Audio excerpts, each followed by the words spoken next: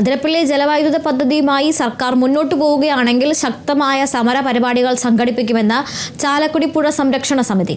10 വർഷം മുൻപ് UDF government തന്നെ ഉപേക്ഷിക്കുമെന്ന് പ്രഖ്യാപിച്ച പദ്ധതിയാണ് വൈദ്യുതി മന്ത്രി ഇപ്പോൾ നടപ്പാക്കുമെന്ന് പറയുന്നത്. എല്ലാ അനുമതികളും റദ്ദാക്കിയതോടെ 2017 തന്നെ അതിരപ്പള്ളി സമരസമിതി പ്രതിഷേധം അവസാനിപ്പിച്ചതായി പ്രഖ്യാപിച്ചതാണ്.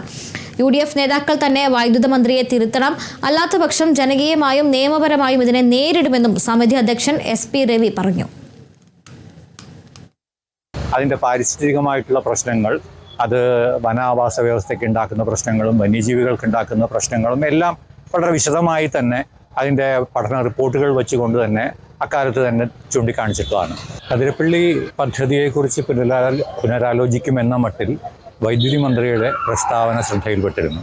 ഒരുപക്ഷെ അദ്ദേഹത്തിന് ഇതിൻ്റെ ചരിത്രം അറിയില്ലായിരിക്കും. 10 വർഷം മുമ്പ് UDF ഈ പദ്ധതി വേണ്ട എന്ന് തീരുമാനമെടുത്തിട്ടുള്ളതാണ്. അത് UDF നേതാക്കൾ തന്നെ അദ്ദേഹത്തെ പറഞ്ഞ് ബോധ്യപ്പെടുത്തുമെന്നാണ് ഞങ്ങൾ പ്രതീക്ഷിക്കുന്നത്.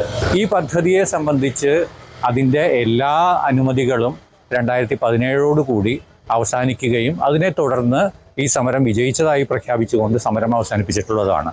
ഇനി ഈ പദ്ധതിയുമായി മുന്നോട്ട് വരാൻ ശ്രമിച്ചു കഴിഞ്ഞാൽ അതിനെ എതിർക്കാനായിട്ട് ജനങ്ങൾ വീണ്ടും ഒറ്റക്കെട്ടായിട്ട് വരും എന്നുള്ള കാര്യത്തിൽ ആർക്കും ഒരു സംശയവും വേണ്ട.